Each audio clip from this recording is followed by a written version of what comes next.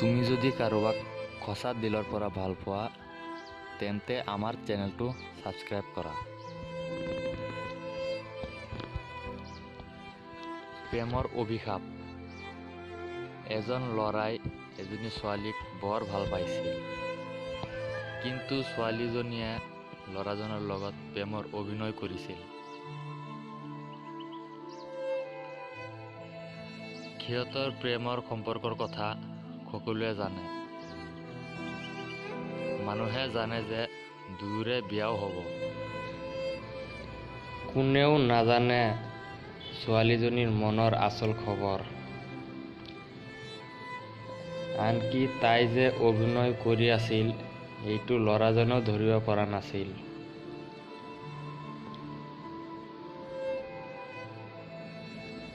ল'ৰাজনে তাইক মন প্ৰাণ দি ভাল পাইছিল।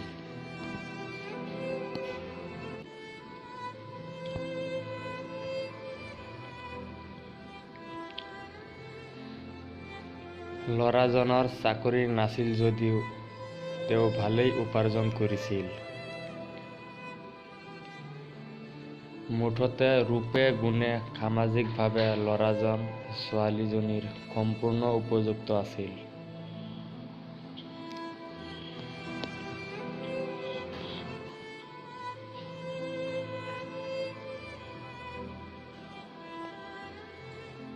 এনেকৈ বহু দিন পাৰ হ'ল।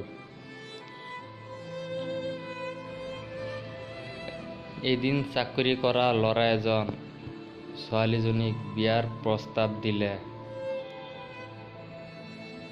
লোভীয়া ছোৱালীজনী পাহৰি গ'ল ল'ৰাজনৰ কথা। ধুমধামেৰে বিয়া হৈ গ'ল চাকৰি কৰা ল'ৰাজনৰ লগত।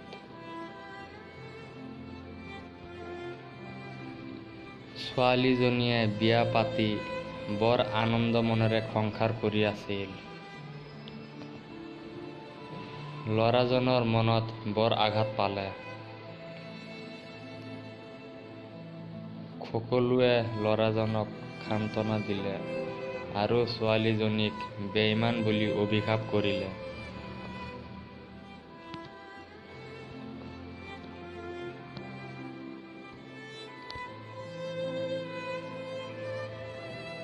এনেকৈ এবছৰ পাৰ হ'ল। বেকাৰ ল'ৰাজনৰ চাকৰি হৈ গ'ল। পৰিয়ালৰ মানুহ আৰু বন্ধু বান্ধৱীসকল চাই ৰূপে গুণে সুন্দৰ ছোৱালী এজনীৰ লগত ল'ৰাজনৰ বিয়া পাতি দিলে। বৰ সুখেৰে আৰম্ভ হ'ল ল'ৰাজনৰ সংসাৰ। বিধাতাৰ মহিমা, ছোৱালীজনীৰ এজন সন্তান হ'ল। কিছুদিন পিছত তাইৰ গিৰিয়েকৰ মৃত্যু হ'ল। নাৰীৰ সম্বল পতিক হেৰুৱাই তাই পাগলৰ দৰে হৈ গ'ল।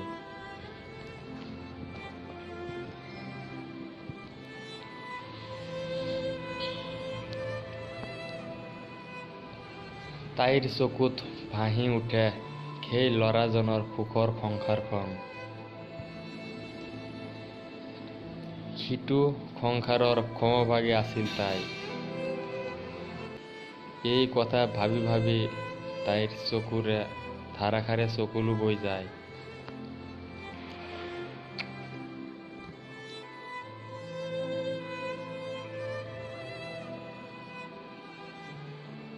এদিন ল'ৰাজন তেওঁৰ ঘৈণীয়েকৰ সৈতে ক'ৰবাত গৈ আছিল। বাটত ছোৱালীজনীৰ লগত দেখা হ'ল। ল'ৰাজন ছোৱালীজনীক দেখি ঘৃণা উপজিল, কিন্তু ছোৱালীজনীয়ে দুয়োফালে লাগি চাই থাকিল।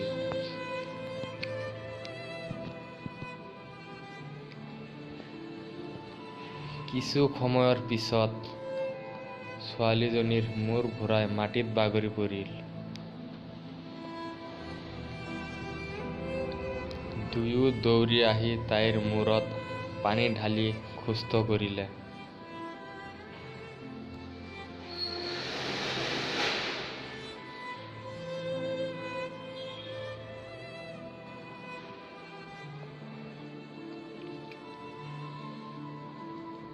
চকু মেলি ছোৱালীজনী ল'ৰাজনক দেখা পালে।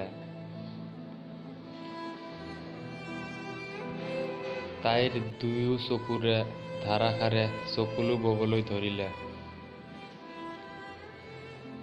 ল'ৰাজনৰো দুয়ো চকু চলচলীয়া হৈ গ'ল।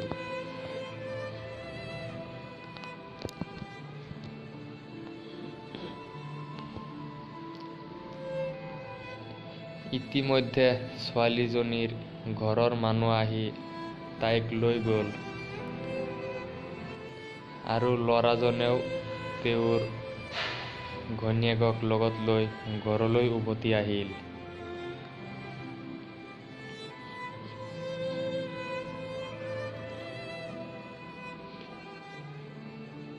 বিভিন্ন ধৰণৰ ৰোমান্টিক প্ৰেমৰ গল্প, মৰ্মান্তিক বা দুখ লগা প্ৰেমৰ গল্প আৰু শিক্ষণীয় প্ৰেমৰ গল্প পঢ়িবলৈ আৰু শুনিবলৈ আমাৰ আছামিজ লাভ ষ্টৰী চেনেলটো ছাবস্ক্ৰাইব কৰক। ধন্যবাদ।